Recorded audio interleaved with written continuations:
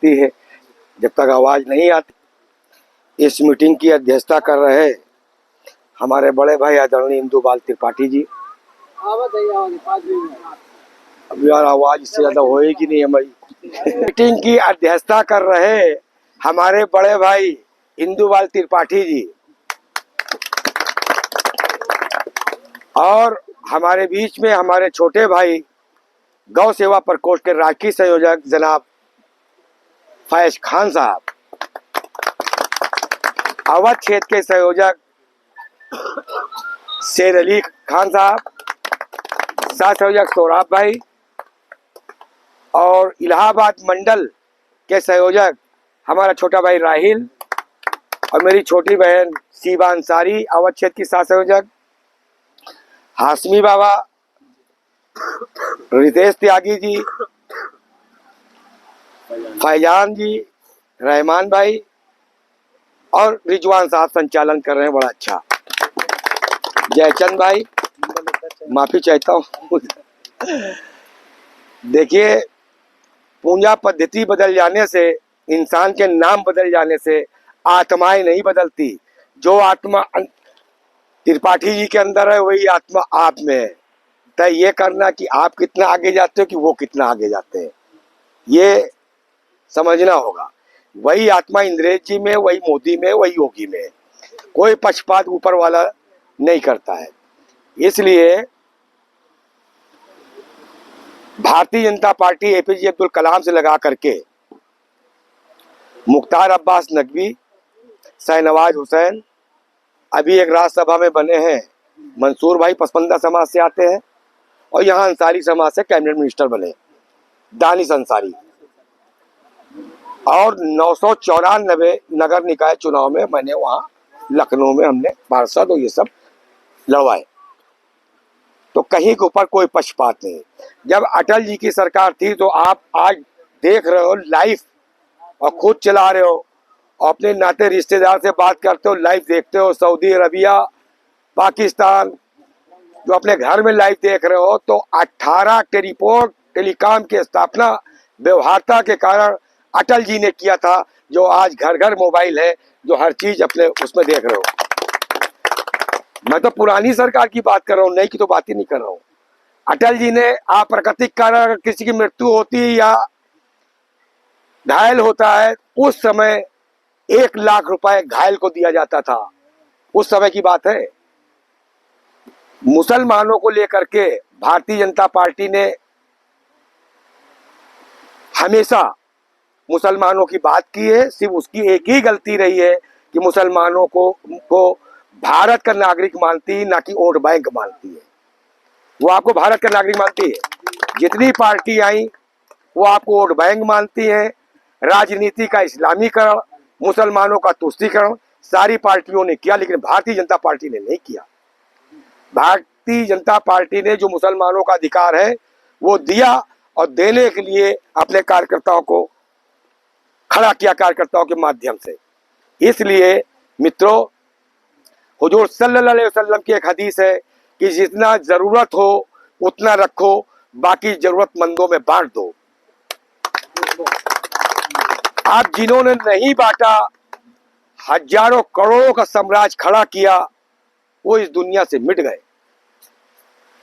और जिन्होंने बांटा और बांट रहे हैं, काम कर रहे हैं, वो आप लोगों के बीच में हैं और बने रहेंगे।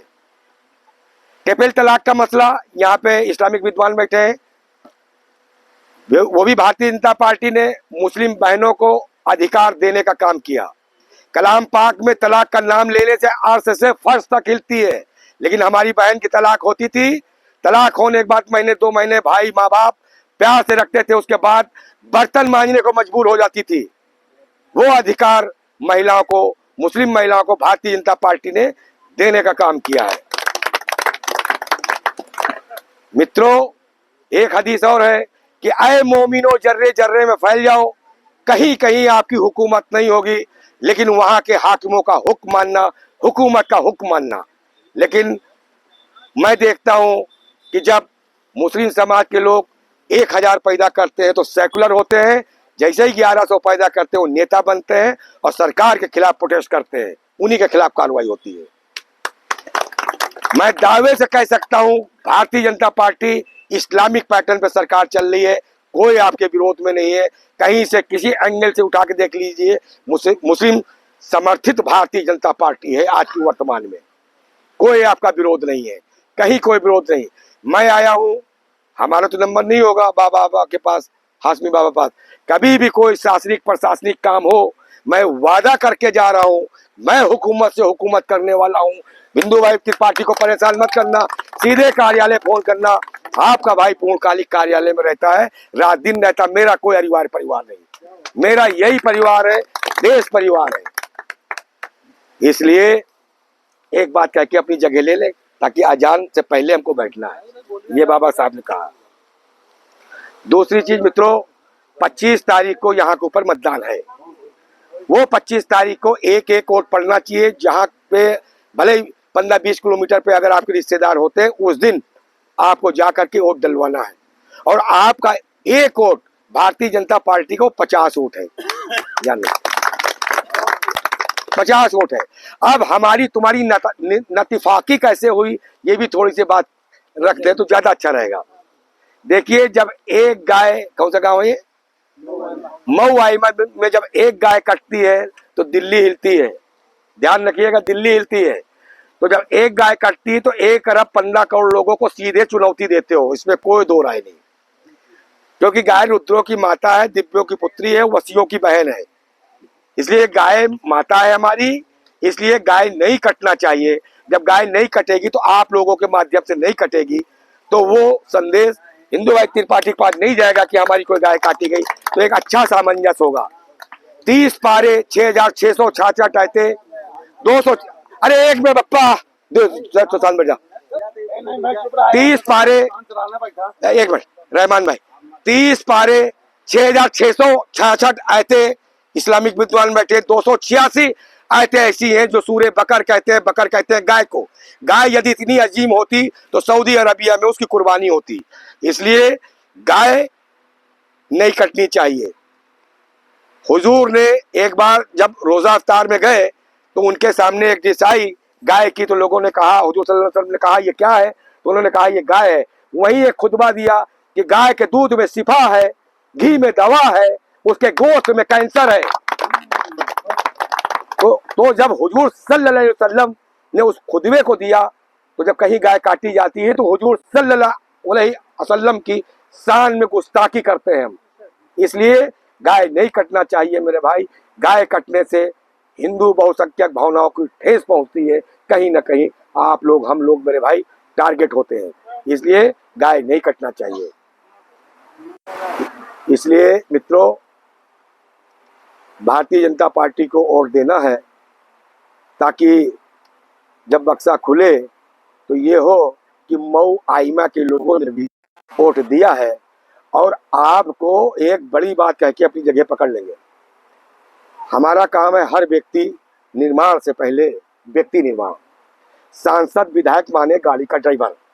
मैं जब से पैदा हुआ हूं, जब से एक फोटो दिखा देना मैं जहर पी के चला जाऊंगा।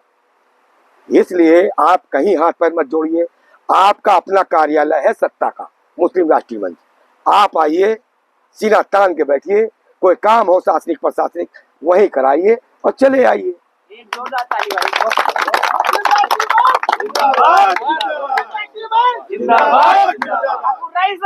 अरे क्यों हमारी नौकरी लोगे, भगा दिए जाएंगे हम। इतनी प्यारी बात कही। नहीं नहीं। दूसरी चीज, 2002 में मुस्लिम राष्ट्रीय मंच बना, 51-52 में जनसंघ था, 80 तक की चल करके जनसंघ आया, 80 में भारतीय जनता पार्टी बनी। और भारतीय जनता पार्टी के बाद अब तक मुस्लिमों के साथ कोई पक्षपात नहीं हुआ, कभी जीवन में नहीं हुआ। उसी के साथ हुआ जिसके अंदर ईमान नहीं था। देखिए, एक छोटा सा उदाहरण दूंगा। एक चोर बड़ी शिद्दत, बड़ी ईमान से चोरी करता है, बहुत ईमान से, फिर अपने घर को बर्बाद करता है, फिर दोस्तों को बर्बाद करता है, फिर गांव को बर्बाद करता है। कितनी शिद्दत, कितने ईमान के साथ चोरी करता है, सक्सेस होता है। एक मुसलमान जब नमाज पढ़ता है तो हमको कहीं ना कहीं लगता है दुआ क्यों नहीं कबूल हो रही। तो वो ईमान वो शिद्दत नहीं दिखती है। यकीन जानो हुजूर सल्लल्लाहु अलैहि वसल्लम और अल्लाह के रसूल ने फरमाया है कि नमाज फरीते पढ़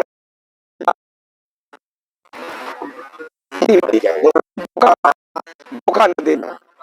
दिल में कुरान है, दिल रोएगा कुरान रोएगी। उन्होंने जगह जगह आपको आग्रह किया, इन्नल्लाह माअ साबिरीन, सब्र करना, अगर कोई मारे अल्लाह तुम्हारे साथ है।